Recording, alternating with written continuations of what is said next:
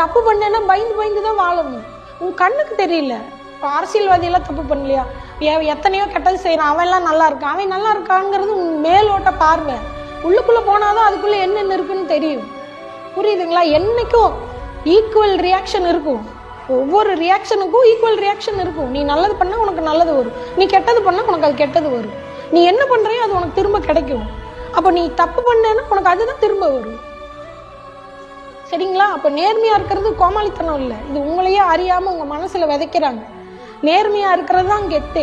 இப்போ காமராஜரை யாரும் மதிக்கலையா? அப்துல் கலாம் யாரும் மதிக்கலையா? அவங்களாம் கோமாளிங்களா? அவங்கள நேர்மையாக தானே இருந்தாங்க. ஃப்ராட் பண்ணி, நான் பேர் சொல்ல விரும்பலை, ஃப்ராட் பண்ணி தோத்தவங்க, ஃப்ராட் பண்ணி கோடீஸ்வரன் ஆனவங்க, ஏமாற்றி ஜெயிச்சவங்கெல்லாம் இப்போ என்ன சொல்கிறாங்க? பேர் சொல்லக்கூட யாரும் தயார் இல்லைல்ல. அவங்க இருக்கும்போது எவ்வளோ மரியாதையாக பேசினாங்க. ஏன்னா அந்த மரியாதை அந்த பணத்துக்கு கொடுக்குது, அவங்களுக்கு இல்லை. இப்போ நேர்மையாக இருந்தவங்கள ஒருத்தர் கூட தப்பாக பேசுறது கூட நினைக்கிறது இல்லையே. ஏன்னா அந்த நேர்மை கடைசியாக சாகும்போது என்ன கொண்டு போகிறோம்?